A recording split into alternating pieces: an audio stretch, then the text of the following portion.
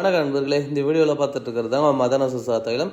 இந்த மதன சுஸ்ரா தைலம் ஆண்களின் பிறப்புறுப்பை பெரியதாக மாற்றுவதற்காகவும் நீளமாக வளர்ச்சி அடைய செய்வதற்காகவும் இது சித்த மருத்துவத்திலையும் ஆயுர்வேத மருத்துவத்திலையும் மூலிகை மருத்துவத்திலையும் பயன்படுத்தப்படுறதுங்க. இது நம் முன்னோர்களாலும் சித்தர்களாலும் கண்டுபிடிக்கப்பட்ட ஒரு அற்புதமான ஸ்பெஷலான ஒரு மூலிகை மருந்துன்னே சொல்லலாம்.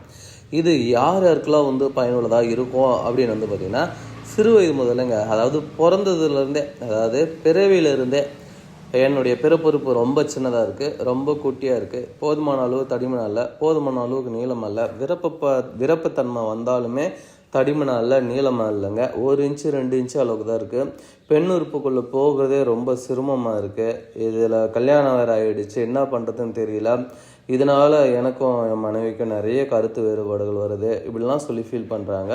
இந்த மாதிரி ஃபீல் பண்ணக்கூடிய நண்பர்களுக்கு இது ரொம்ப யூஸ்ஃபுல்லாக இருக்குங்க. இது இன்னும் யாருக்கெல்லாம் யூஸ்ஃபுல்லாக இருக்கும் அப்படின்னு பார்த்திங்கன்னா, இந்த மதன சுஸ்ரா தைலம், அதாவது நல்லா தான் இருந்திருக்கும் பிறப்புறுப்பு, ஆனால் நம்ம சும்மா இருக்கிறதில்ல. சுயன்பம்ன்றது ஒன்று காலையில் ஏந்திரிச்சு டீ காஃபி சாப்பிட்ற மாதிரி ஆரம்பித்து, அடுத்தது டிஃபனு சாப்பாடு இந்த மாதிரி சாப்பிட்ற மாதிரி என்ன பண்ணுறதுன்னா, உட்காந்து சுயன்பம் பண்ணிகிட்டே இருக்கிறது. பண்ணி வெளிவிடும் போதெல்லாம் நல்லா தான் இருக்குங்க.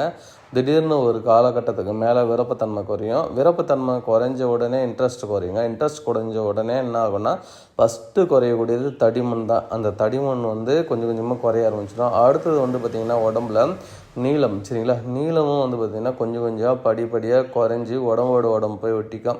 அதுக்கப்புறம் நீங்கள் என்ன தான் மருந்து மாத்திரைகள் எது எடுத்தாலுமே பிறப்புத்தன்மைக்கு இது ஆண் உறுப்புக்கு கொஞ்சம் கூட சூடு சோர்னையாக இருக்காதுங்க. கொஞ்சம் கூட விருப்பத்தன்மையும் அடையாதுங்க. தடிமனும் ஆகாது, நீளமும் ஆகாது, அவ்வளோதான். அது யூரின் போக மட்டும்தான் யூஸ் ஆகும். இந்த மாதிரி பிரச்சனையை ஃபேஸ் பண்ணக்கூடிய ஆண்களுக்கும் இந்த வீடியோவில் பார்த்துட்ருக்க இந்த மதன சுஸ்ரா தைலம் ஒரு வரப்பிரசாதமாக இருக்குங்க.